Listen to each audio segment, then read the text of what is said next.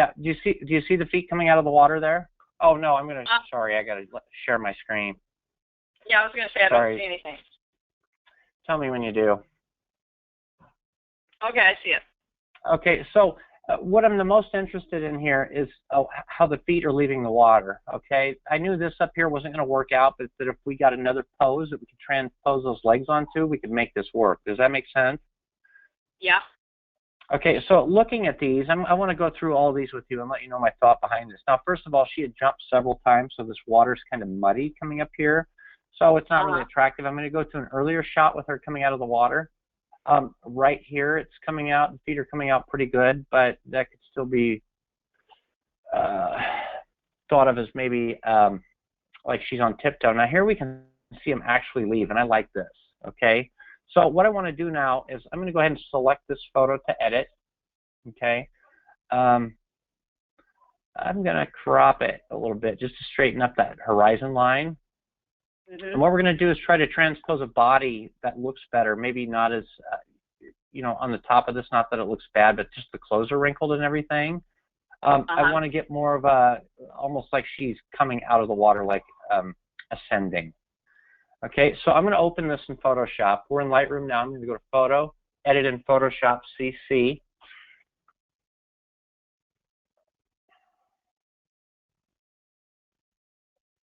We're going to go ahead and let that open. Is this making any sense? Go ahead and ask questions if you have any as we go. It doesn't, you don't have to, but if you have. So, but, and again, this might not be something that worked out. When I was shooting, I tried to get as many angles as possible to make this work. And so, let's see here. I'm going to try to close some of these out.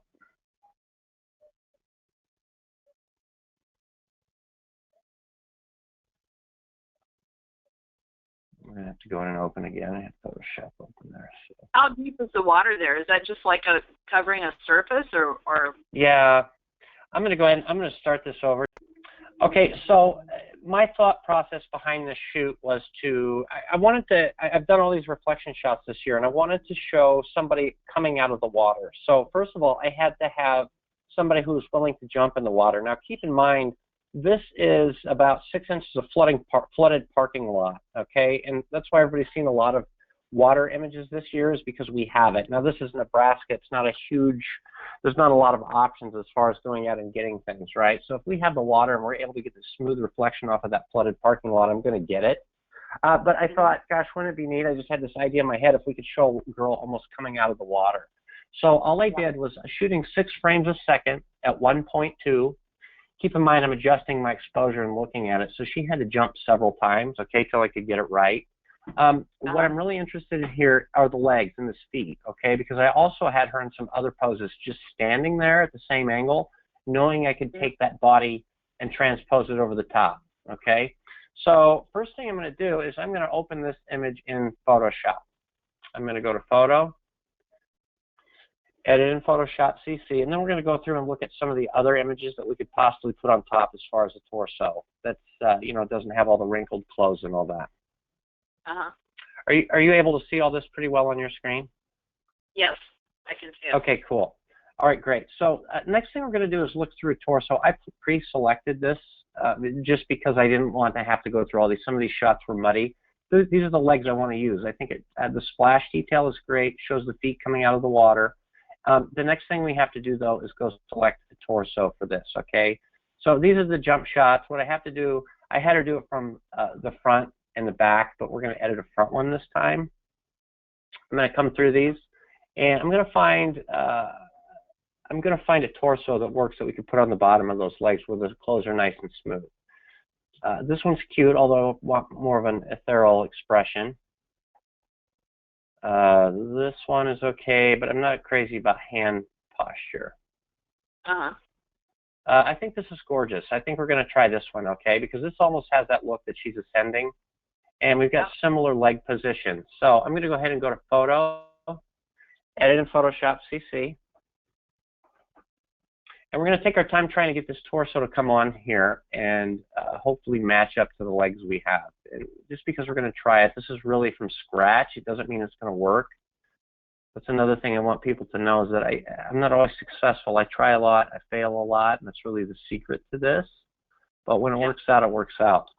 All I did was I grabbed my lasso tool up here in the upper left hand of our Photoshop toolbar, and I'm using CC. I went ahead and selected this on a duplicate layer, and I'm going to go ahead and hit mask. Okay. From here, I'm going to select my top layer. I'm going to go grab my move tool, grab the torso, move it into our other image, and try to place it over the legs. Let's say, one thing I want to do is make sure we get the proportions correct, okay? And this is going to be tough, so I'm going to go ahead and lower the opacity on this torso. And I just want to, I realize that the arms and legs probably aren't going to match up as far as shape or anything like that, but I want to make sure that I don't have to I want to make sure I don't have to make the size of her torso bigger. And if I was at the same focus plane, which I think I was, I shouldn't have to. We should be very close. But just judging from here, the hands look just about right. Okay. So what I'm going to do is I'm going to go ahead and go back up and just go back to 100% opacity. I'm going to select my black mask. I'm using a Wacom tablet here too, by the way. Okay. So that's why you're seeing me. It's probably with just a little bit more control. What we want to do is take all the massive lines out of this. I'm at 100% on my brush. Where that other body comes in the back, we're just going to have to go ahead and put our other color over it. We're going to paint over this too, and I'll show you how I do that. Even though we're going to put a new sky in there eventually, I want to work clean. That makes any sense. I want to work with this. I want the image to always look as good as it possibly can while we're going. So we'll come up and fix that later. What I want to do is get these legs on this body perfectly, or as close to perfect as we can. Hey, Jake, I have a question for you. It's a little bit unrelated, but I was wondering, do you only do natural light shooting? Do you ever use any kind of on-camera lighting? Never, no. I like to, the type of photography I do, it just requires, especially with movement, that I'm able to get a lot of shots at 6 frames a second fast, okay, because most of my usable poses come in between real poses, if that makes sense. So I might have a client do something, like in this instance. So while she's doing something, shooting at 6 frames a second, it would be very difficult to use any light. And not only that, and I realize this could irritate some people, but it's I don't like the way lighting systems look. I never have. I can always tell when off-camera lighting is used, and some people don't like the way no lighting looks. So it's really just personal taste, but it's just part of my style to use only natural light, to travel light, use as little equipment as possible, and then go ahead and build what I need to build in post. But I also go out with, you have to understand, I go out with a photo in mind, and I'm trying to get that photo. And this is the image I had in mind when I went out. I knew it wasn't possible to get it exactly the way I wanted because, just with all the factors we're working with, natural light, clothing movement, wind, stuff like that, I knew I was going to have to build it. So, yeah, it doesn't mean it's wrong not to use it. I just don't, or to use it. I just don't prefer it. Yeah, sure. I mean, obviously your images are incredibly awesome, so you don't need it. Yeah, and it doesn't mean I won't someday. It's just right now I'm all about going out there and getting the things that I need, and so that I can build it in post. Okay, this is kind of a tricky area right here. I'm just going to paint over this to get this leg to come in, and I'll show you how I'm going to do that. I want to get this little notch right here on the end of that. Also make sure that the end of this leg is sharp, how it came in. And I really want to double check that I got everything on this leg here. So we're going to come through and take all that off. We want to make sure we have a natural leg exposure underneath. And I'm just going to come back on this line. I'm going to use white to make sure we've masked that in all the way. This is kind of a judgment call as to where you want to put, the end of the dress on this. And then we'll fix this with just plain old paint. A lot of the splotchiness up here we'll fix with just plain old paint too. But I think this looks pretty good for now. The shadows are kind of matching up. I don't think it's going to be enough to be able to tell. I want to get that line in there a little bit better. And I'm going to go ahead and zoom out, okay? Do you see where this is going? I think that looks pretty cool. Yeah. Despite all of, despite all the things on the side, but now we have, we have a little bit of hair movement up here. The body, the torso looks like it matches the legs fairly well. Some of this is kind of questionable, but if you didn't know how it was built, you probably wouldn't question it. The next thing I want to do is blend all the sky in better, okay? I'm going to do that with a transparent layer, okay? That's this button right down here. We put a transparent layer over the top, and we're going to go to our paint palette with our brush. I'm going to go ahead and grab this blue color over here, okay? And I'm going to select okay. And I want to grab a color that's as close to the area we're trying to paint over as possible. And I'm just going to start to paint. And you can see some of that go away or start to blend into the sky, okay? Also, there's some noise in this background, whereas in the paint there won't be any noise. Now, if we're going to keep this, there's a way to introduce noise in there so that that actually blends. That's not a need here because we're going to replace the sky anyway. And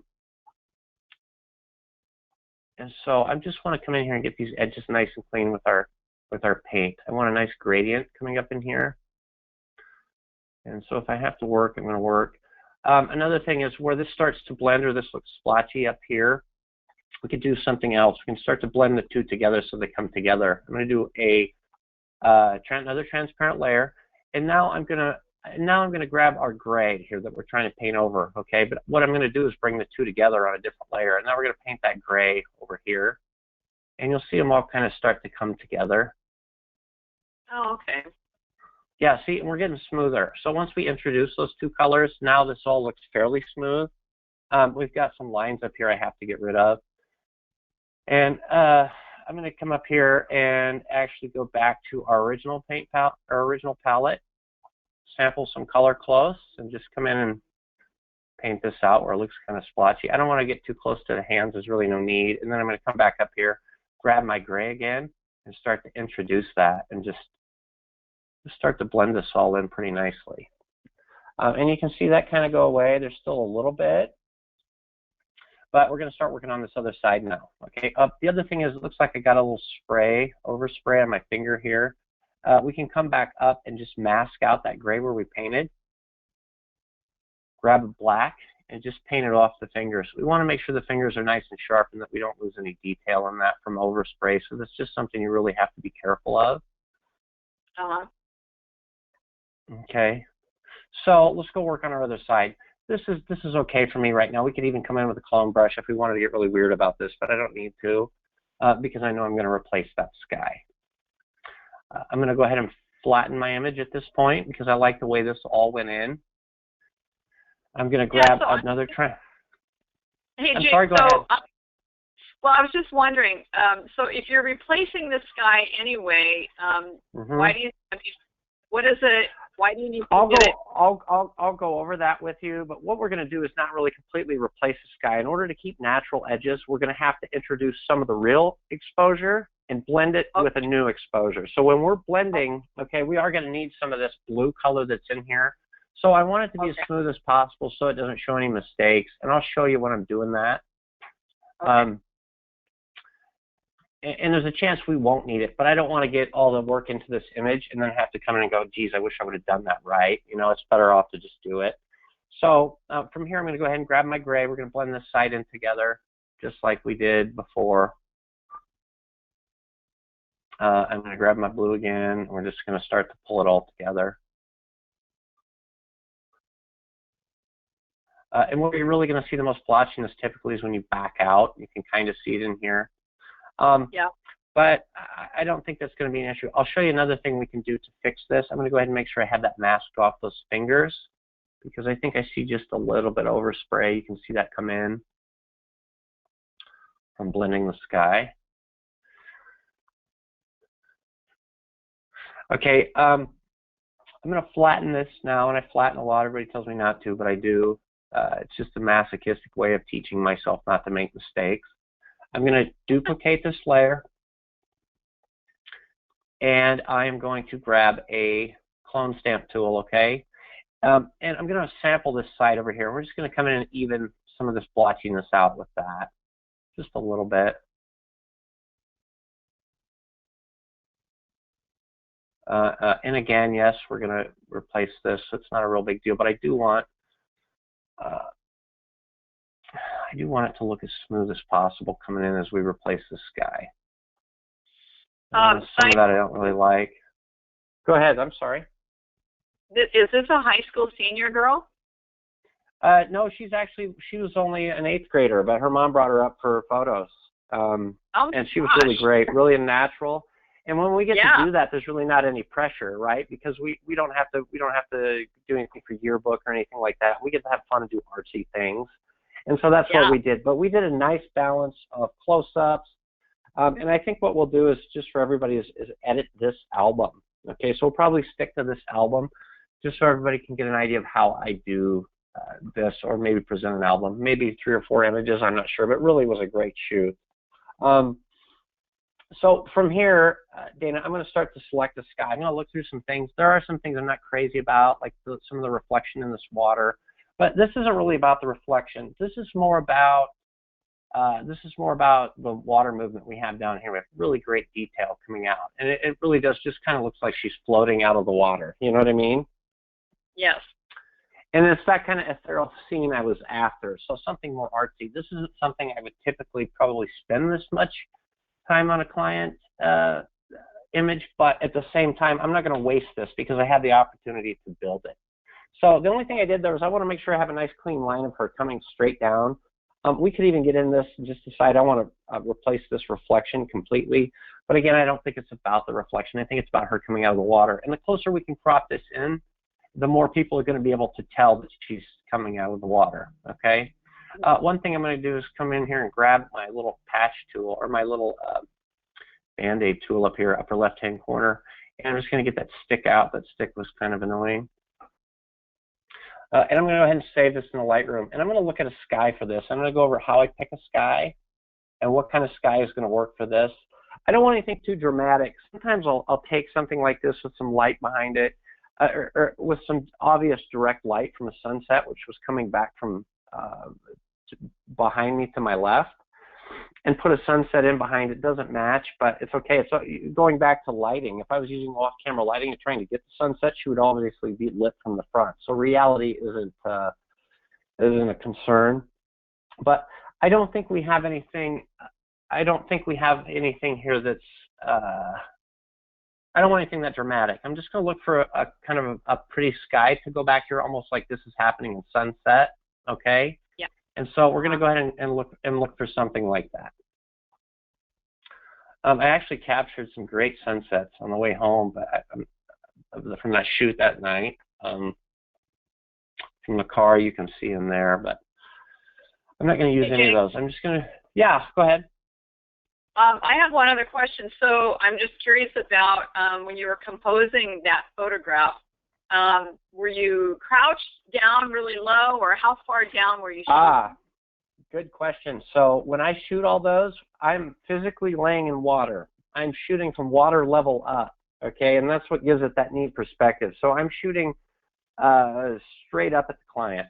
I have them walk out directly in front of me, okay? And when I'm out here, some of these lines are pretty important if I'm up high, okay? So I have her stay between these two lines that kind of come in. In this one, because I was so low, it's not really important. Does that make any sense or help? Yeah, absolutely. And so I'm physically laying down on my shoulders in the water, my camera's out, and I'm shooting up. So, you know, it's not a pleasant thing to get, but it certainly is worth it. You know, another thing I'm not crazy about this image is something we're going to fix is I can see my water line coming across this way and my skyline almost coming across this way. It would be more comfortable for me if this water line was completely matched up to the skyline. So one thing I'm going to do really quick, I'd like to have them perfectly parallel and still have her straight up and down. I'm just going to go look. I'm going to go to liquify, okay? And I'm going to come down and I'm going to press this a little bit. See if we can't get some of this kind of manipulated and straightened out a little bit. I know that's such a little tiny thing, but I just think that's kind of an important detail. I would like to have my water line straight across. I'm even going to come over here and move this side up just a little bit.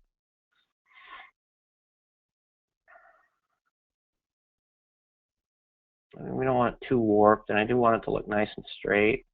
But this is better for me right here, probably. Mm-hmm. So, you know, just another way to think outside the box. And next time, you can just come in here with your liquify tool and kind of straighten things up. So I'm going to go ahead and take that. And now our water level's down. You saw it come when I did that. Saw it come down and out straight across, because we're going to take a detail brush over the top of this water line, and we're going to bring out that focus plane later on. Okay, for now I'm going to come in and I'm going to grab some blurred sunsets. I don't want a sun behind her, but what I do is some people go out and shoot sunsets. I actually shoot the clouds behind the sunset. Because I know I'm going to need them in some of my images, and sometimes if you turn around and look behind the sunset, the clouds are just as amazing as they are in front of you. So I'm going to come through here, and I'd like to find something to bring out the pink in her clothing, but I don't want to go too over the top. I'm going to pull in a few different options and look. This is one option. And I've used these skies so many times that, you know, I just kind of know what I'm after before I come in. This one would be really pretty. I'm going to go ahead and pull these two in, and we're going to look. I think this one would probably blend in really well to the sky that we already have, meaning the color, just because we just want to show a little bit of sky detail and something dramatic, right? I'm going to go ahead and up my exposure on this, and this is already blurred in camera. This also has a little hue of pink in it that would match her dress. So I'm going to go ahead and open this up in Photoshop and see if we can't introduce this into it. I'm going to do the same way I always transpose my skies. I'm going to go to Image, Canvas Size, okay? And I'm just going to make it bigger. The numbers don't matter, okay? What I do is I just want some room to work with. I'm going to close this image out, the torso image. I'm also going to save this into Photoshop so we don't lose it. Or save it into Lightroom, I'm sorry. Okay, that image is saved. I'm going to go ahead and flatten it just to reduce my file size. Okay, and I'm going to grab my move tool and pull it into our sky, and we're going to start to see what we have. And from here, I'm going to start painting with some black, and I'm going to see how it matches into the scene. We're going to begin to blend the two. And you asked why this was important before, and you're about to see why, because as we blend, I don't want a very thin line coming down through some of this. But it won't be that noticeable. So I'm going to start with the lower opacity and just start to look and see if I even like the sky detail in relation to the scene. So we're going to come in and start to see some of that sky detail come in through the back. I'm going to up my opacity a little bit more. Okay. And I do like it. I think in the back it might be missing some contrast. So I'm going to come down here because see how this all looks kind of flat? That's because we have that other layer over it. And we have to have that other layer over it in order to bring in natural edges and things like that. I'm going to go to Image, Adjustments, Brightness, Contrast. We have to have it in there the way I work. I don't use selections or anything like that. And so you can see me go ahead, and now you can see the contrast come out in the back. And now I'm going to go ahead and up the brightness. And we're going to take another layer of black over that just to bring out a little bit more. I'm going to go down lower. Let's try this. Okay, and it's starting to come in pretty well now, and I think this color is going to work well with this background. What's going to take a while, it's going to be kind of time consuming, is literally removing this mask from her to get her in there, but it's going to give me an idea of how it's going to play out in the scene. So I'm going to go to my white brush, 100%, and we're just going to get the meat of this in here, okay? So the basic part with the light on it, and I'm going to back out here in a second and just see if I like the way it looks in relation to the image. Okay, as far as the sky matches up with colors and like that, I can even make some mistakes here, but I want to get as much of this in as possible. And if I like it, we're going to come in, maybe blend in a little more sky or try a darken layer to bring her in. Blonde hair is super tricky, but you know, I'll tell you what, if she would have had really fine hair, this wouldn't have worked out. But she didn't, because it would have just been all over the place and super hard. But when they pulled up, I thought, oh gosh, we can do all kinds of cool stuff with this neat hair because it's gonna stay together. You know, because that stuff, you know, it depends on what you're gonna get. And plus, it was a windy day to boot, so I was a little worried about it. Let's back it out and look at her in relation to this color. I think this could be very pretty. Oh, yeah. You can kind of start to see it come together. And then once we're able to introduce some of that reflection into the water in the bottom. So I'm going to go ahead and I'm going to work on this, okay? Uh-huh. We're going to try to get all this in, and I'm going to show you how I get things in. I'm just going to grab a brush, get really close to the edge here. Some of this might come in with a darkened layer. I think this could be a pretty good stock image potentially, so I am going to take the extra time on it. And I'm just going to come around my edges carefully with a Wacom tablet. I'm going to zoom out, come in and look a lot too. Also, you know, we got to make sure we have all this painted in. You know, people always ask me why don't you use selections too, but really I've never found a selection I liked that, and I've really messed with it a lot, that worked better than just a hand-painted brush. Uh-huh. Okay, because we can get our edge exactly how we want it in all the places we want it. So also makes you really good at drawing and painting too. It's kind of a learned skill, and so you'll get better at it. What were you going to say? Oh, I was going to say I've always done the same thing. It almost feels kind of therapeutic. Yeah, it really does. It's kind of yeah.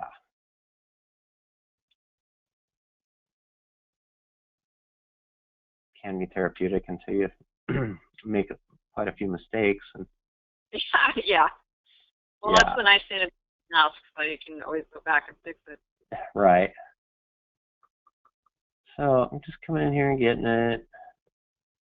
I want to show you the brush I'm using too. I always use the same brush. So from Photoshop default, 1, 2, 3, 4, 5 over. Okay, at 100% opacity. Softness set to maximum.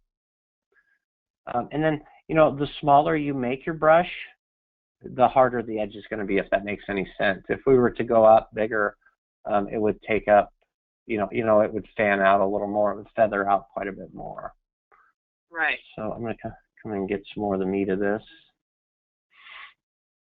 I'll put it in here. You know, and once we get her in here, we can work on some things too, as far as like skin smoothing or just removing little flaws or anything like that. But for right now, we just want to get her in here. We want to get her in the scene. We want to get her in there clean. I can see where this isn't super great. I'm going to come in and work on the edge. Whoops. When you see some of that color come out there in the end from the original sky, you want to back up, okay? And this is a hard edge to see. Now, I could see the edge a little easier if I were able to come in and blend some more of that original sky in, but I don't want to right now because I think we need this contrast. That original sky is a little bit gray.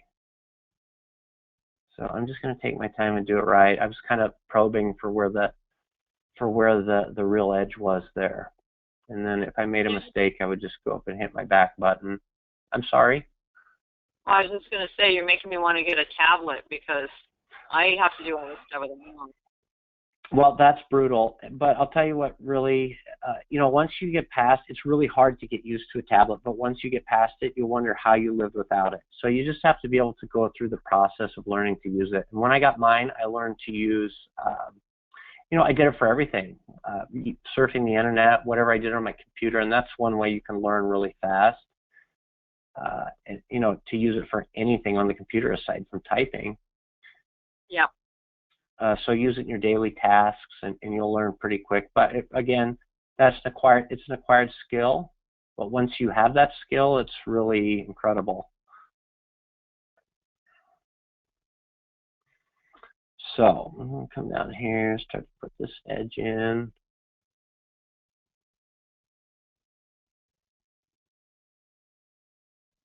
This is actually going in pretty easy. I thought I was going to be tough depending on the sky I chose. But I have just the right blend of coming over that with a lower opacity brush so that I could see, I can see my edge good enough, right? Yeah. So this is starting to look pretty cool. Yeah, I think it looks great. This hair could be an issue, but I think the hair up there on the edges is a lot darker. So we're going to come in a second here and try to get that through with the darkened layer. I'm really more interested in the legs right now. But I can see that hair is all a lot darker there. Mhm. And I think we're going to be fine. She's got some kind of little hair thingy in there. But yeah, I think this is going to be good. Right there, I started to hit natural sky, but we'll come in and take a look at that. And if we have to, we'll start to blend in some more of our original scene to get that in. But for now, I'm going to come down here and work on dress and legs and get all this done.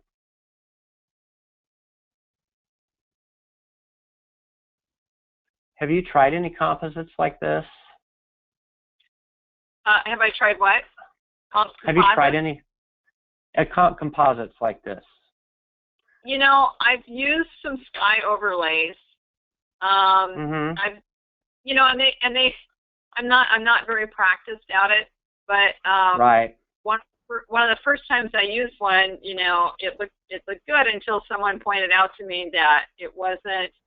It should have been more blurry in the background, which is like, oh yeah, you're right. You know. But that comes from looking. I look at some of my first work, you know, 2, 3, 4 years ago, and it just didn't see it, and it starts to come to you. You start to notice things like that, and so even though it might seem like something that was bad to you, that's a valuable mistake, and so you get better at it. Never perfect, but better. But when I'm going out, I'm knowing this is possible in my head in the computer, right? So I'm seeing her there, and she's not knowing as a client, she's not knowing I'm thinking, oh, wow, I want to show her ascending from the water. So I kind of say, you know, leave your dignity in the car, do what I tell you to, jump up and down in the water, and I'm going to try to make you something really cool out of this. And, you know, I think this is going to work out. I think it's going to be kind of neat, and I don't think it's going to be something they could have got anywhere else, but it really just goes back to thinking outside of the box again. So, you know, just being able to add that little extra thing, knowing that you can do this in the computer if you need to, and use your own pictures and exposures to do it.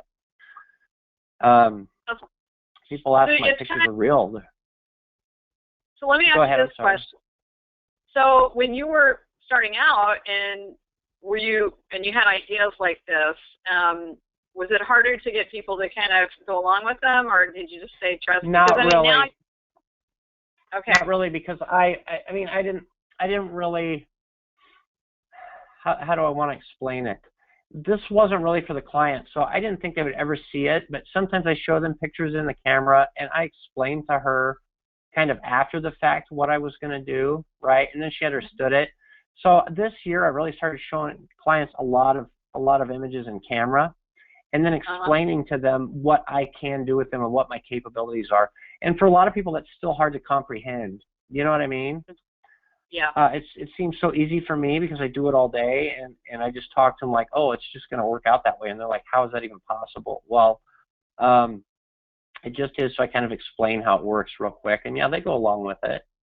And you know, if they don't go along with it, the client might not be for you, and so that's part of your style. We're getting really close here, so. No, I really appreciate how meticulous you are.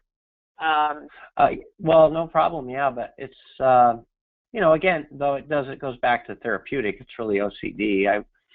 I'm not trying to be helpful. I'm trying to quell my sickness.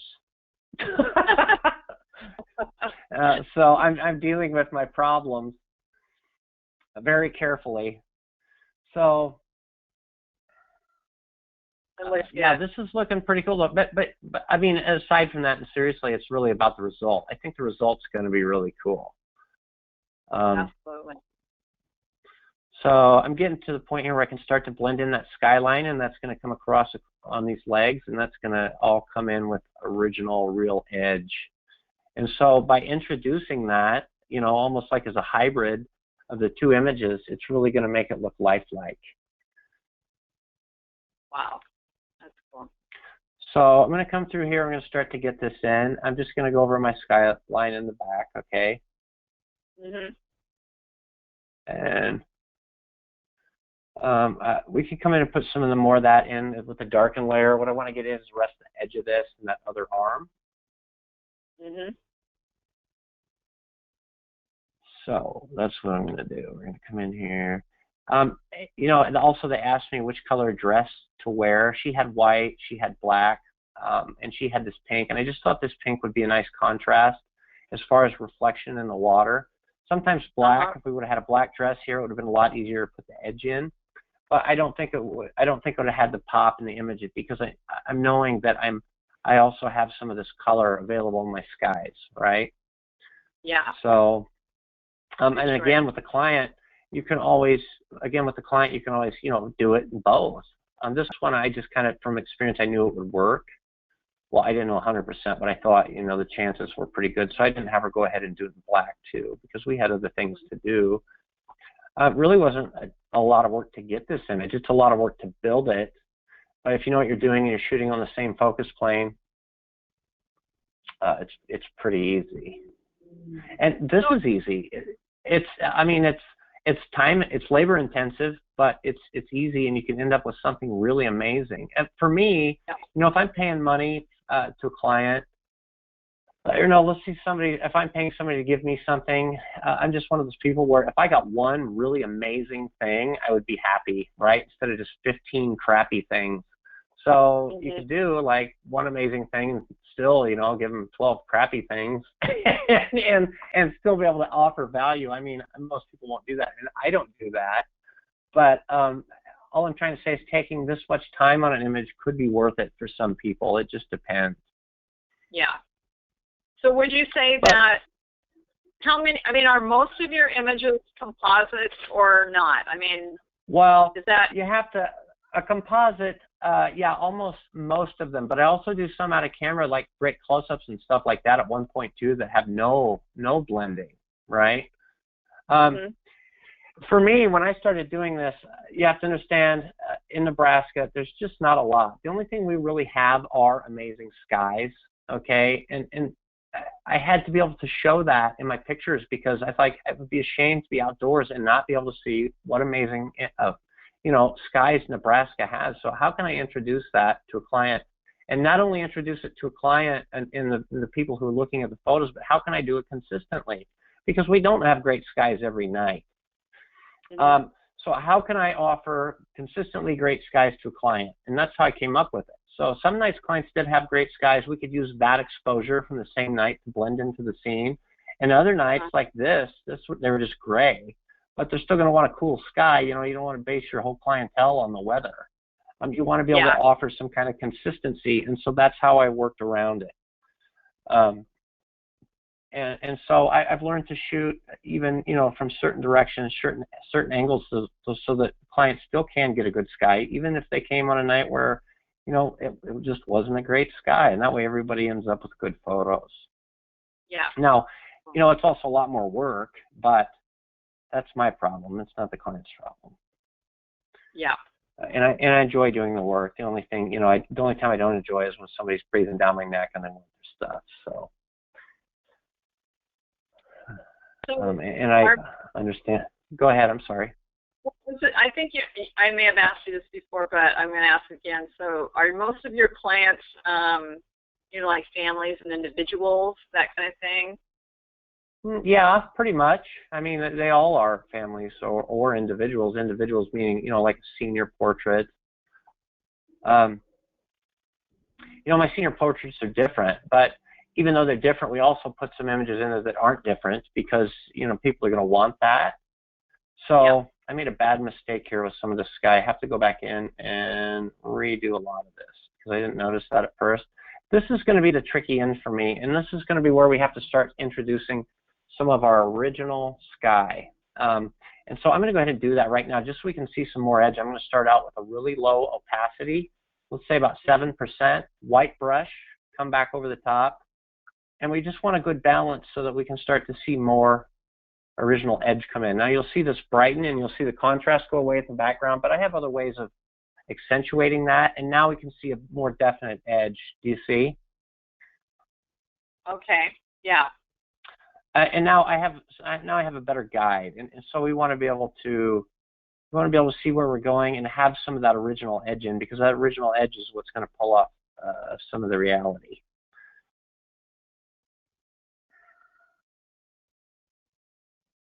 You know, and you wouldn't want to take this much time just putting somebody's, you know, a different body on just because you don't like the body. If you're out there, you have to tell the client, stay there, we didn't get it. You know, in this case, it's not possible. I can't say keep jumping until your clothes look perfect. So that's why we have to come in here. That's why I have to come in here and do this. But I knew I was going to have to do this. So I wanted to make sure we got the poses that were correct to be able to add a torso onto the legs. And again, this is going to be some tricky stuff up in here. Hopefully some of this hair will come in with a darkened layer. But this is pretty intricate. Yeah, I was wondering how you were going to do that. Well, I do it trial and error. So I'm hoping some of this darker stuff in here is going to come in with a darkened layer, and it very well could. This is a mistake here. I can see some of that come through. I mean, I'm going to try a lower opacity and just dab over that with black and try to get some of that original sky, or some of that behind sky back in. And that looks fine because it's so far out. Okay? But I think a darkened layer is going to come in and take care of most of this. What I really want to get are the highlights or things I know that aren't going to go in over my darkened layer. So I'm going to come up here. We're going to zoom in and again just start taking some more time. Whoops. Got to go back to 100% white. And just start taking this in here.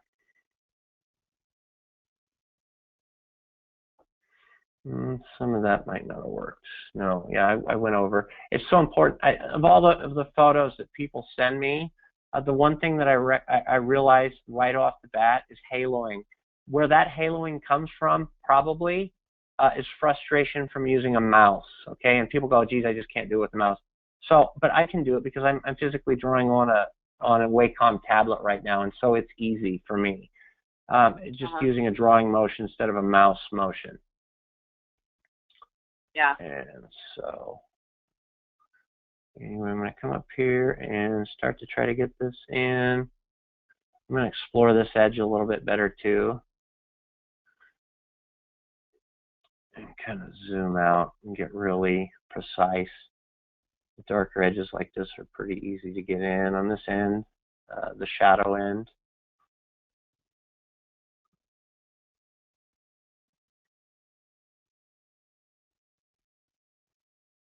So we're getting really close, but I think the outcome of this image is going to be pretty darn cool. Oh yeah, I love the colors in it. Yeah, and I think once we're able to, you know, mess with some of the colors when we're done, I think it'll really tie it all together. Part of the trick of a composite is okay, so you put two images together, but then once you put an effect over those two images that affects them both the same, it starts to make it all one image, or at least appear that way. So it's, you know, it's part illusion. Yep. So once we get the little details on these fingers in here, I kind of messed up there. I'm going to step back a little bit and see if we can't get some of that sky out. Where did that come in? Boy, it must have come in from here. I'm not ready to show you how to fix that yet, but there is a way. Okay, so I should have been in closer on the hand here. So I'm just going to come in real fast and get all this. Yeah, we've got to make sure there is no haloing over the sky. Although we can come in and fix it, you know, like I did with the other one, and then introduce some noise into it and really make it so that if you come up really close, you're not going to notice. Most people aren't going to come up really close, so yeah. This could pitch a fit here. Let's see if I can get that nail in right. So these little tiny details on the fingers are really what's going to kind of sell it. So we got to be super careful. I'm just going to put an outline on that one. Come up in here. You know, talking about the details, that's actually something I learned from one of our previous times. You know, I had never been really paying attention to like hands and lips and just kind of the details. I started paying a lot more attention to making sure that they were sharp. Yeah, and you do want to make sure they're sharp. But what I want to make sure is sharp here really is the edge, so not typically the focus. Because, you know, even at 1-2, the chances of them having them on the same focus plane as on the eyes at 1-2 is very slim. But we can take a detail brush and kind of bring that sharpness out or sharpen. But I think once we back out, I don't know if I'm adjusting, or, you know, addressing what you said properly, but I think I am. It's it's really small details on everything. So even if it's a detail you don't think is going to matter, it's the collective sum of all those details that come together to make a great image. And so let's back out and look at this and see how amazing that looks now. Yeah.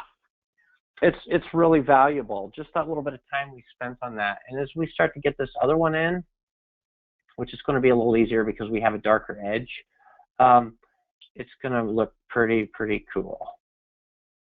Yeah, I can already tell. We have to treat this just like I've treated my images in the other videos. So we're going to make the image we wish we would have had out of camera, okay? Yeah. And then we're going to come in and accentuate the things we like, and we're going to minimalize the things we don't. So right now we're still trying to get the image we wish we would have had out of camera. Mm-hmm. But you know, the benefit of this to me, aside from the client having something really cool, is this image could be possibly fairly viral. And so I knew that. And so how does that pay off for me? Well, it brings, you know, more people to my Facebook page, more people to 500px, possible stock images. There's all kinds of good things that could come from this. Now, addressing that again, though, just because I like it doesn't mean everybody else will. Because a lot of times I'll post something that I put a lot of work into, and geez, nobody likes it. But what I've gotten out of that is learning, okay? So I don't necessarily know what I learned, but I'm getting better at figuring out what people like and don't like. And before I post something, you know, there's a kind of this gut reaction. You can look at an image and go, this is it, wow. You know, and sometimes you're like, well, maybe I can pull this off, let's see, and get ready to delete it. That sense gets stronger over time. And that comes from making mistakes. It comes from all kinds of things. And you can kind of tell when you're in the middle of the image, you really have to get to a point where you have to force yourself and say, okay, this isn't going to work, and I need to fix it. Otherwise, it's not going to be the image I want it to be. So a lot of it's also discipline, coming in and saying, I've got to fix this now. I know it's not right. I'm just going to take the time to do it. Mm-hmm. And so that's important too. So psychologically, as you're working on an image, I'm trying to explain some things that could go through your head, but take the time to make it right. Another thing that does is if you've taken a lot of time on an image, it'll teach you to get it right out of camera, if it was possible, because you go, gosh, it was going to take me an hour to fix that. Let's get it right now. And some people don't want to make the client uncomfortable. They don't want to admit to screwing up or doing something. And I say, listen, we didn't get it. My settings were on. I'm rotten at this. Whatever it takes, you have to tell them in that way to go back and get it, you know. Because a lot of people, they just don't want to look stupid. I don't care how I look. I just care about the result. So if they walk away thinking I'm an idiot, that's fine with me because I know I can deliver on the result. Yeah. So I get forceful sometimes, meaning we didn't get it. I'm going to tell you this is important to me, you know, from the standpoint of a result. So get the kids back out of the car, get them in here. We have this opportunity. We have to grab it. This looks cool. So my battles this year have been with that. They've been with, you know, knowing that I didn't get something, but trying to tell the client that we did. I don't do that anymore. I say, hey, we don't have this. I don't want them to have any false expectations. And I say, I wanted this, but we didn't get it, okay? And then just being direct with them. We didn't get it because your kids didn't cooperate, or we didn't get it because there's the chemistry's not there, right? Maybe the kids don't like me. But you're trying to figure out what that is, because there's really way more to a shoot than just coming up with a great image. That you've got to be able to talk to people to get it. Yeah. Absolutely. So that's kind of one of my struggles this year. Well, dignity, ego. but well, I will tell you, because of that though, Dana, I've gotten better images out of camera, right? And I've also got clients, you know, they have a better feel for what they're getting, where before it was kind of like, I'll make this work. You know, I'll talk to you in 6 weeks. This way they kind of know what they're getting to. So anyway. Well, I would think that. Go ahead. Sorry. Go ahead.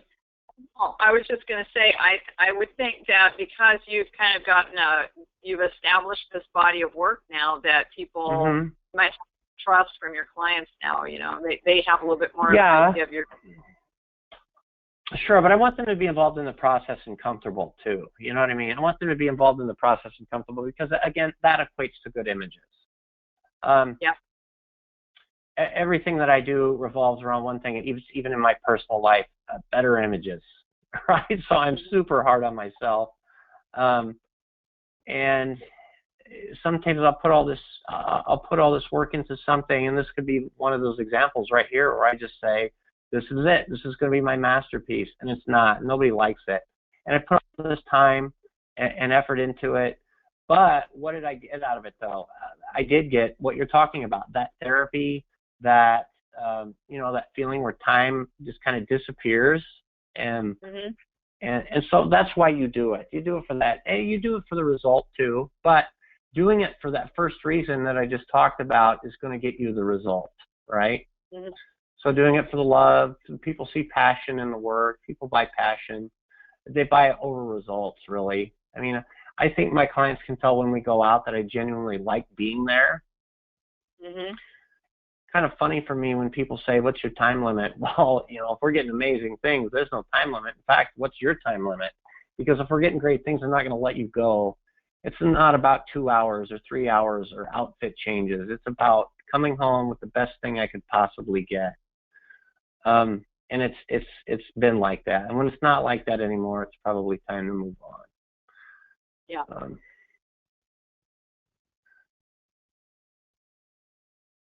I like I'm actually starting to learn a little bit more about getting shots with movement, instead of having people standing there posing, Yeah, well, it's important for virility, meaning we want people to push buttons when they see our work, because when people push buttons, it pays us. And there's ways, that's a whole nother session, but when people push buttons, it brings people to our page and makes people look, especially on a social media platform, and people respond to movement. They respond to interaction. Mine, they're responding to interaction with the environment, or it could be a toy, it could be something else like that. And that's just something I found. I don't know if there's anything else that works for anybody else. I mean, half-naked women, of course, right? But that's kind of a cheat. Yeah. I've always found that people like people doing things better than just looking at the camera. They want to see people doing things and interacting with something, and it'll make people stop, look, and think. It doesn't have to tell a story, because no matter what the story is, people are going to have different perception of it. So they'll make up their own story in their head. Yeah. But it has to give the appearance of a story. And so people like stories. So I try to show stories. I want my images more narrative. I want it about doing something and, being part of the environment. It also shows the client involvement in the shoot, which is pretty darn cool. Clients have a lot more fun, I can tell you that. Oh, yeah, absolutely. And fun photographs well. It really does. So this is coming in pretty cool, man. Woman. Oh, yeah. Lady. So I am gonna try to grab a darken layer just to see if we can't get a few more of those stray hairs in. Pretty cool. Another thing I did, Dana, was, you probably didn't see me, I cropped this down just because I want to work with a smaller file size. It'll speed Photoshop up. I am going to go ahead and crop this close to where I want it for right now, and let's go ahead and look at this image. It's pretty cool. The one thing we're really going to try to show, though, accentuate, is going to be that movement from where her feet are actually leaving the water. Okay, and I might stretch out a little bit of this top. In fact, let's come back from that crop. I'm going to step back a little bit. I wish we had a little more room at the top of this image to work with, and we can do that simply by coming here to our top layer, grabbing a select tool. Okay, I'm going to go to Edit, Transform, Scale, and I'm just going to pull that color grid up a little bit to the top, and now we have some more room to crop. Nice. See how that blended in really well? Yeah. So let's come down here. crop, crop. Now she's not. Now it doesn't look like she's jumping off the screen. We've got more room to work with. And one thing we have to do is get the skyline in and stray hairs. And I'm going to do that with a darken layer here. I'm going to show somebody something I have. I'm going to show you something I don't think I showed in my previous videos. I'm going to duplicate this layer, go to Image,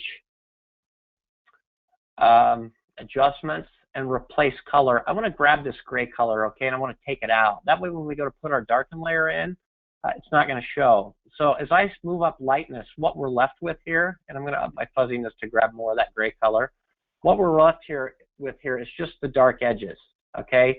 And now as a darken layer, we can go ahead and use these dark edges to go over and not have it affect any of our sky. Did that make sense? What? Yeah, I've never seen that before. Yeah, I didn't purposely leave it out of my videos, but it's something I had to practice with, okay, and use. And I want to show you now that we have this darken layer, how much easier this goes in. It's really just going to put the darker tones in. So we're going to go to darken, and now let's come up here. We can see it didn't quite do a great job on the skyline, but we can fix that by going in and darkening the image. But let's look at the hair, because that's what I'm the most concerned with now. We can see some of this come in. I'm going to go to Image, Adjustments, Brightness, and I'm going to lower the brightness on this layer. As we do that, we can see some of these darker edges start to come in, okay? So I'm going to go ahead and hit OK on this. I'm going to mask, and I'm going to Command I. Now I'm just going to take my white brush at 100%. I'm going to go around the edges of this hair, and you can see some of that start to come in a little bit better. Oh, yeah. That's cool. Okay, so that helped on our black. This is a little hard up here on this edge. I'm going to go ahead and get a lower opacity brush and just blend it out some. And now let's come paint across our skyline. I'm going to go ahead and grab my white brush again, and I'm just going to come across the skyline, and we can see this start to come in here. Okay? Yeah. Pretty cool. We want to stay away from skin on this, so I am going to get between your legs there on the ankles with that brush, and I'm going to come down, and now I'm going to grab black, okay, and I'm going to remove all that darken from the ankles so it doesn't look like we have a stripe coming through. I don't really see that that had a huge effect on any of this, but just in case, I want to take it off. We're getting very close to having the image we wish we would have had out of camera. I am going to come through here and start to look for little tiny mistakes that could come out later. And we're going to be able to blend this cloud detail in the sky in super easy. I'm going to go ahead and flatten. I'm going to save this in Photoshop because I would really start crying if I lost this from all the work and just detailed work that went into it. And let's just zoom up and look at our edge. I mean, I can see some places that aren't perfect here, but far out, it's really not going to make a difference. And you can see, does it make sense now why I went ahead and smoothed out that sky that we used before? Oh, yeah, yeah. Okay, good. I see a little spot up here, probably water on my sensor. I'm going to go ahead and blot that out. And now we're just going to come through and start to remove little imperfections in the skin, stuff like that. I'm just going to look for blemishes. What lens are you using on that? 85-1.2, it's all I use. It's all I've been using. I was going to go up to 200 2.0 this year, and I thought, you know, I can only get better with this. And one of my students flew out here from mentees. She flew out here from New Hampshire, and she brought that lens, the 200 2.0, and I used it, and I thought, my God, what a beast. I would have the hardest time chasing around kids with that. You know what I mean? Even though I love the way it looked, but my images are so dependent on movement that I really need the mobility. So, and, you know, and part of I'm just lazy. So part of that, maybe I need to get used to it, or again, it's something that I need to try. This is kind of a weird looking edge right here, and I'm not sure where that came from. I'm going to go ahead and grab I'm just going to try to blend some of this out. No, I have an 85. I really like it. I think it's an amazing lens, and you only get better with it. You know, people complain that it's hard to use. It is, but when people see you getting something good out of an 85-1.2, I think they respect the skill. At least I hope they do, because it really has taken me a long time to learn to focus with this lens. Okay, so The next thing is I don't like the way my skyline looks in the back. I'm just going to fix that with a quick blur layer. Anybody can go ahead and use filter Gaussian blur, okay, for that. I'm going to use Alien Skin Bokeh too, just because I think it's a more natural blur. Okay. And I already have it set to where I want it, right there at about number 6. And I don't even know if you can buy this program standalone anymore, but I know it's part of Exposure 7, but I'm a creature of habit. I'm going to go ahead and use it here. And I'm just going to, now I have that blur, okay, I've masked it off. I'm going to take my white brush and paint it on where I want it, which is right over that skyline. And now you can see a little bit of halo start to go away from that skyline. Did you see that disappear? Mm-hmm. Okay, cool. We are getting really close here. So I'm going to go ahead and grab my other sky. I'm going to save this again. I'm going to grab the sky that we used to put in up here. I'm going to start to introduce that reflection into the water. Yeah, I was wondering how you're going to do that. Photo, edit in, open this. I open this as a smart object because sometimes Photoshop won't let me open 2 of the same images. I don't know if that's something I just haven't figured out, probably. But anyway, it lets me open it as a smart object the second time. This is super simple. I'm going to go to Edit, Transform, Flip Vertical, okay? Image, Canvas Size, bigger canvas size. We're working with a blur here, so we don't have to be as detail-oriented as we did around these little details up top, okay? So from here, I'm going to grab my flattened image, go ahead and put it up here. I want to be kind of close as to where, you know, some of this was. The best part is I'm going to get rid of this kind of ugly gray out of here. The secret to reflection is, first of all, I'm going to come take this out at about 59%, okay? And we're going to start below the focus plane right there. Mm-hmm. And then I'm going to back out. I want to be able to see some of that reflection because her reflection we have to come put back in. I'm going to go to white, and I'm going to follow the lines in this and see where our mistakes are. I'm just going to use this as kind of a guide. I'm going to come up along the legs up here. The secret is using brush strokes, okay? Don't go around dab and paint here and paint there because it won't work out right. We have to keep it linear when it's like this anyway. Okay. So I am going to introduce a little more of the native foreground. So I'm going to come back in with lighter. Just I think we'll get probably a better edge on a reflection. Can I come back up to 100%? Make sure we got this little part in. I'm just looking for little mistakes in the reflection here. And now the next thing I have to do is come back in here to my sky because it's dark compared to the rest of the scene. I'm going to go to Image, Adjustments, Brightness, Contrast. And I'm going to go ahead and start to brighten that sky and the reflection until it starts to match our scene. And I'm going to go ahead and hit OK there. We're going to start to look at this. So kind of starting to work. I think I'm going to put some more of our original in by coming across that skyline there. And, you know, this is just kind of trial and error. Yeah. You just got to sit there and paint till you get it to where you want it. I'm going to come back up here and put some of this in and then come back in. What's really important is that we maintain our focus plane because we're going to bring some detail out on that. We want to show shallow depth of field. We want to show the impossible shot, right? That's the trick here. So from this, I'm fairly happy with this. I'm going to zoom out and look at it as far as the scene and make sure we don't, you know, nothing's too dark or weird looking.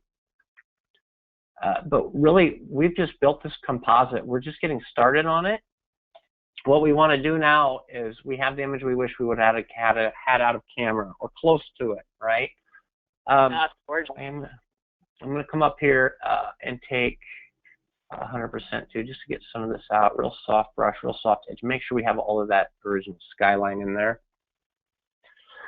And I'm going to put some motion blur on the clouds and the water because with motion blur on her, we should have them on the clouds and the water. And this is all in Photoshop blur. I'm going to go to Filter, Blur, Motion Blur, I'm going to move this over, and you can see our blur going up and down here. It's also going side to side in some of the portions of it. But as we go here, I'm going to set my angle to straight up at a 90-degree angle, okay? And then I just up the distance about 133, and this all snaps in better now. Do you see it?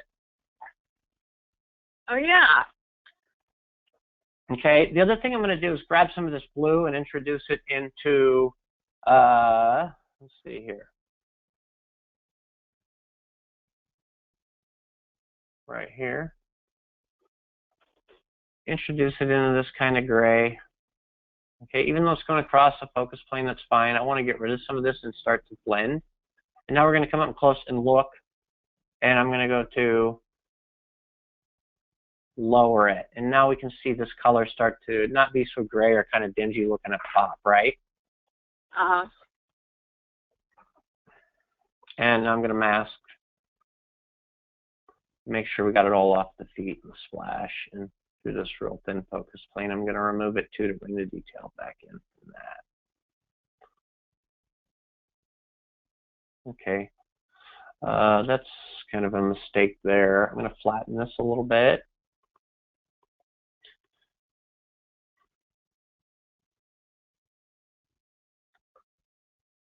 I'm going to save our image, and we're going to take it to Lightroom and start looking at some exposure, see what happens when we mess with exposure on this, and just see how cool it starts to look, how cool it doesn't start to look.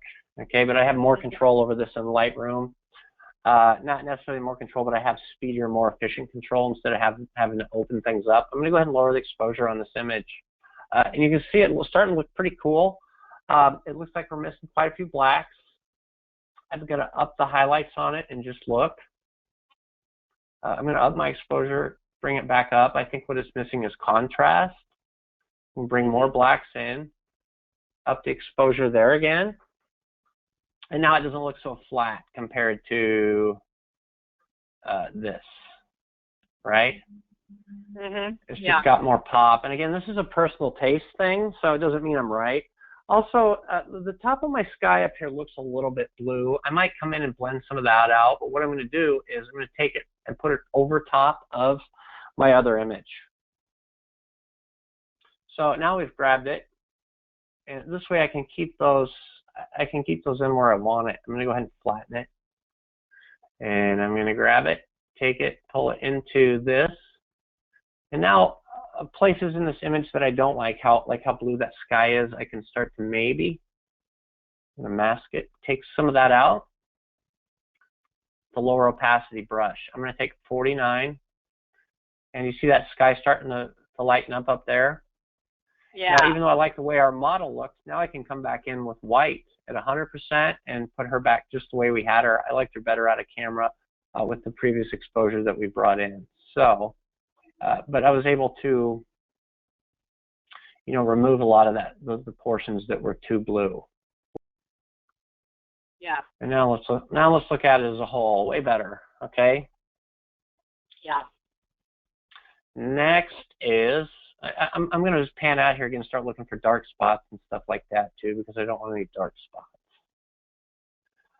Next, we're going to bring out details on the splash. The splash is the most important part of this. It shows her leaving the water, and without that, it just looks like a comp. But this is real. So even people say, is this real or not? Well, yes and no, because they're my pictures and they are real, and I had to get this. I'm going to take this detail brush and take it over the water where it leaves, okay? And I'm going to take it across the focus plane through here. Remember, we straightened that focus plane out before, so I might have to come back in and just fix that a little more. But right here is where we want most of the detail. I kind of don't like the reds and stuff that it brings out of the skin, so I'm going to go ahead and fix that. Now, this also looks kind of HDRA fragmented. You can see the haloing around here. Okay, so what I'm going to do is I'm going to lower the opacity on that detail brush, the effect of that detail brush, until that all goes away. And then that's what I'm going to set on. The next thing I'm going to bring out are things you wouldn't typically think you'd want to bring out. I'm going to flatten this. Wrinkles and clothes. Anything that's going to show good focus. I'm going to duplicate, especially this around the edge here of the dress. Whoops. We're going to go ahead and bring that out with the detail brush. Okay, We're going to go through the clothes. It's going to make it look, some of it look really bad. And so what we're going to do is we're going to back that off. And I always stay away from skin and hair with this. Okay, and now from there, looking at it, I'm going to go ahead and lower what I just did, the opacity on what I just did, until it looks real. And then if it looks real up close like that, it's going to look, you know, it's going to look better. Does that look cool? Yeah. I'm going to go ahead and flatten this. And the next thing we're going to do is I'm going to do some skin smoothing on the legs. People have, what do you have? Do you have portraiture? Yeah, I do. Okay, you can use that. I'm going to use Nik to smooth the skin here. So I'm going to use Color Efex Pro 4. Get this to open. Ooh, look at that with that film finish over it. It just kind of comes alive. That's our last step, but that's kind of a preview of how it'll look after we take care of some of the I'm going to go to dynamic skin so. Go ahead, I'm sorry. Like, Jake, is that one of the, I know last time I talked to you, you said you used it. Is that like one of your finishing touch kind of actions that you use? Nik is my finishing touch action. It always has been. It's just what I use. That recipe works for almost anything. For some reason, it just comes to life. So I've always used it. I'm not affiliated with them in any way. I don't even know if they know that I use it, but I do use it. And I'll show you that. That's my final step. It's going to be my final step on this. I might take a sponge tool just to bring out some more of the color in some of these clouds here on that bokeh. But right now, I just want to smooth the skin as realistically as I can. It just looks a little patchy. This is going to overdo it. It'll look like a cartoon. Okay, but now I can come through, and we can go close. Whoops. Grab my white brush, 100% opacity, and smooth all this out. And this is going to be over the top, but again, we can go ahead and back down the opacity on it. Sure.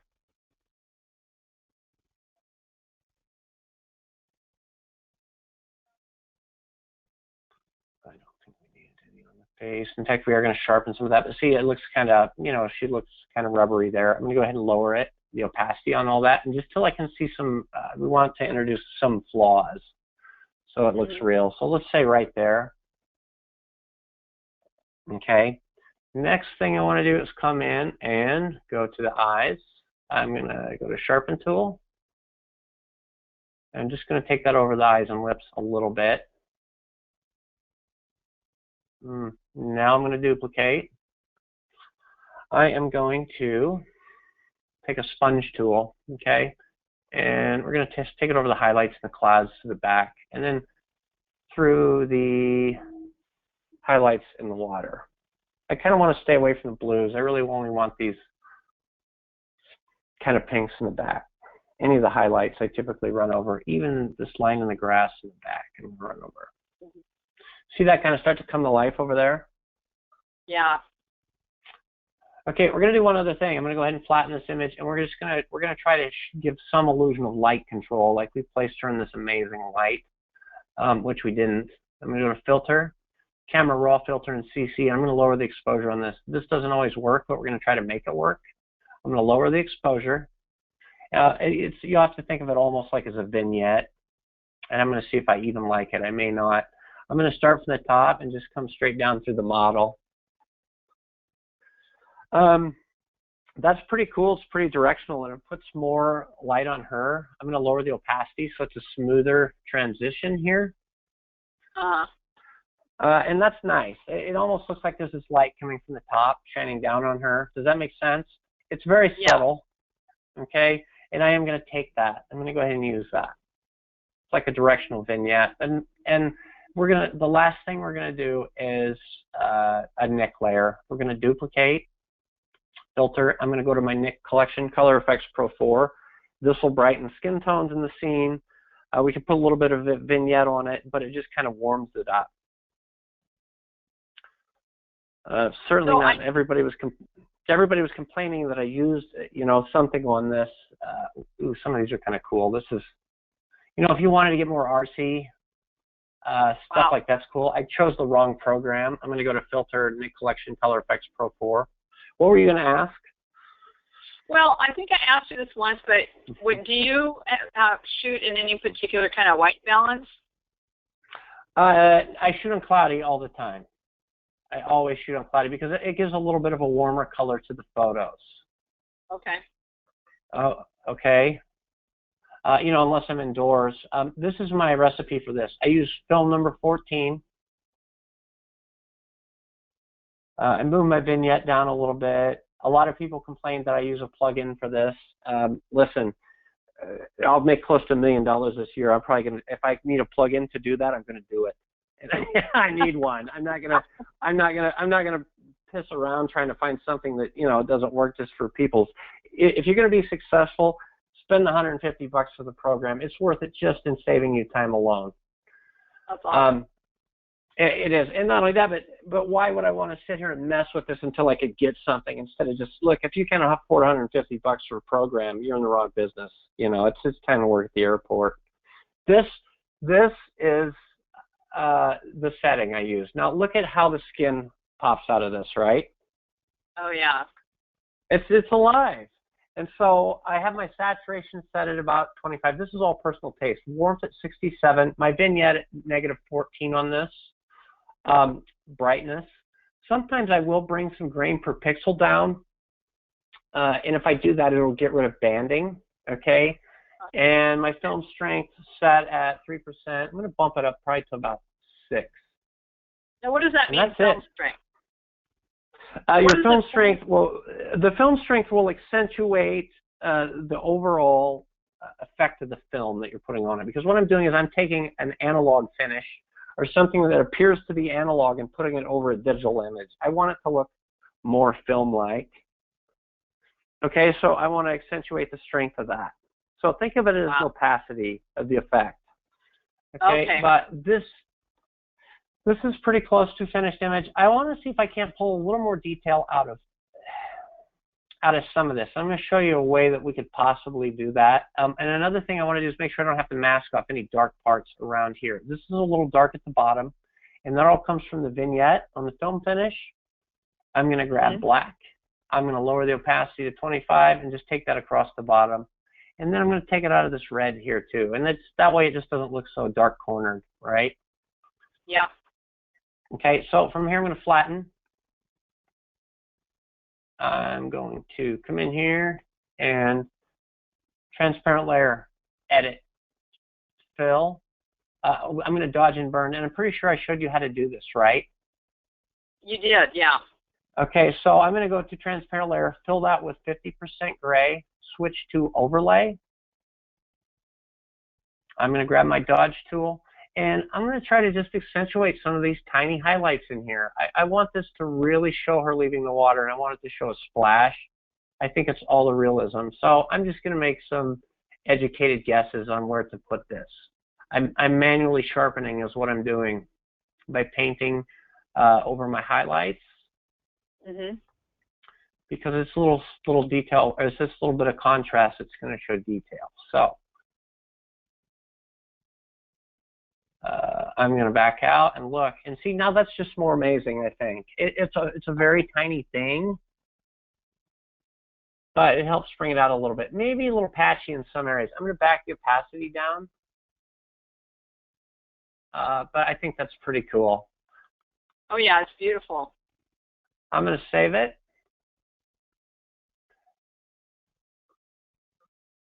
I'd be one happy girl if I got that photo. Okay, well, the point of this whole tutorial was originally to show you that not everything works out. And that was a miserable failure in this case because it worked out. You know, I want to show people that I want to try to tell people not to quit. That is the most important thing to me, literally, is not quitting and understanding that, okay, it's great. You're showing me a picture you made after working with, you know, after seeing a video of mine for 4 hours. But the work doesn't stop there. I still make mistakes. It took me 2 years to figure out how to do that, right? And then show everybody. So everybody's doing it after 4 hours. But it doesn't end there. It's constant practice. I'm far from perfect. And I'm just going to keep working on these until we get, you know, a little more realism, I just want to show, I want to be able to show images that when we're out, the eye sees, but the camera can't see. Okay, so when we're out and we shoot the scene, we can see a sky in the back, but for some reason when we shoot it, we only see a subject in a white sky. So, you know, I'm going to be out of a job once there's a camera that comes along that's so dynamic that can do this. And there is HDR software, but capturing movement, you know, and doing HDR software is pretty impossible, especially in portraits.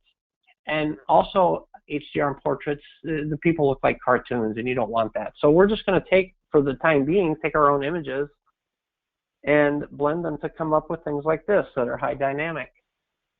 So what did you just do with the gradient? I thought this was a little dark on the bottom, and I'm sorry, I should explain that. All I did was grab it. Okay, I pulled it up to here, and I just gave it a little exposure bump, a highlight bump too. And now, as I look down here, see, when I'm looking at an image, I'm looking at it up here. I want to know how dynamic it is at the size of a stamp, because that's where people are going to decide whether or not they're going to interact with this, right? I think some of this could even come off the bottom, so I am going to look at a little crop, just a little bit, because I don't want this to be confused with, you know, at this size looking like a girl is just standing there. I thought that's why it was important that we were able to show a little bit of movement in the hair, okay? And I wanted that splash to really come out too. The thing is it's great. It's really rewarding when you come up close, but we have to figure out how we're going to get somebody to engage with that to come up close in the first place. So I'm looking at this size up here and thinking, Jesus, is that interesting enough from a ways out? Then I'm going to want to go look at it. And so that's really important. Also, I am going to take a look at adjusting some of my highlights up here, especially on my histogram. It looks like we're missing a few, but it's okay. I don't want to bump them up to the point that this starts to band, okay? And maybe I don't need that much exposure at the bottom. Maybe I want my eye drawn more to the light area, which is where it's going to be drawn to, because this is really the most important part of the image. This is what tells us that she's not in the water. Yeah. That's it. I mean, that's the image. I will go look at a little bit of vignette just to kind of localize that. But I don't want to get into parts of this image too dark up here, and I think that's pretty cool right there. And then sometimes, just because things can come off kind of fragmented, I add a little bit of grain if I know I'm going to post this online. That'll kind of break things up. And typically they'll post better. Whether that actually works, I don't really know. But for some reason, I see less banding when I introduce some grain. Because let's say I go ahead and I post this online and I see a bunch of banding. You know, it's not attractive. So that's kind of what happens on Facebook. And not only that, but it adds, where we did some skin smoothing, it adds a little bit of texture back into the skin. So, but no, cool. It's a pretty cool image. Oh yeah, I love it. I love it. I'm really glad that I got. This is the part where you tell me how amazing I am, Dana. I'm totally kidding. No. Well, listen, Jake, it worked out. This one worked out, but I can't tell you how often they don't, right? You spend all this time, and getting better comes from the work. So I have screwed up 90% more than the successes I've had. So it comes from just doing the work and being okay with failing. Yeah. So I really want people to know that. Yeah, you know, I mean, well, one of the things you were saying, it took you a couple of years, because I was sitting there thinking, oh my gosh, I have to watch this again, because even though while I'm watching you, it all makes perfect sense. I know I'm not going to remember everything. You know, it's like, now what did he do? Well, you'll get a copy of this. So, yeah, you'll get a copy of this. But in fact, anyway, that's it for this. We had a great. No, it worked out. So anyway, Dana, I'm going to stop recording this and talk to you.